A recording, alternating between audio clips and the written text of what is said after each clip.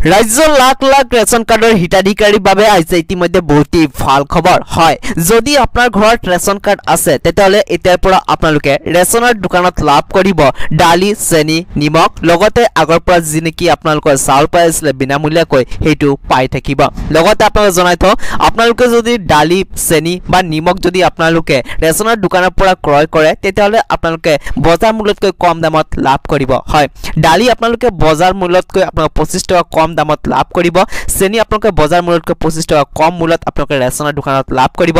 লগতে নিমখ আপোনালোকে বজাৰ মূল্যতকৈ 10 টকা কম মূল্যত আপোনালোকে ৰেচনৰ দোকানত লাভ কৰিব। এইকেইটা বস্তু আপোনালোকে অহা 1 অক্টোবৰৰ পৰা আপোনালোকে ৰেচনৰ দোকানৰ পৰা ক্ৰয় কৰিব পাৰিব। এই ক্ষেত্ৰত যিহেতু আমাৰ চিএম ছাৰে মন্তব্য আগবঢ়াইছে, আপোনালোকে আমাৰ চিএম ছাৰৰ মন্তব্যটো শুনি লওক। আমাৰ ৰেচন কাৰ্ডত এতিয়ালৈকে আমি বিনামূলীয়াকৈ চাউল দি আছো। 1 অক্টোবৰৰ পৰা আমি ৰেচন কাৰ্ডত দালি দিম, চেনি দিম আৰু নিমখ দিম।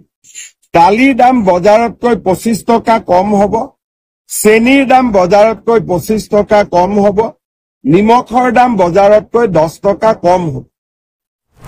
5 জন পৰিয়াললৈকে 1 কেজিকৈ পাব আৰু 5 জনতকৈ যদি ওপৰত পৰিয়াল থাকে ৰেচন কাৰ্ডত তেওঁলোকে 2 কেজি পাব। অৰ্থাৎ 5 জনলৈকে 1 কেজি, 6 জন হলে তেওঁলোকে 2 কেজি পাব।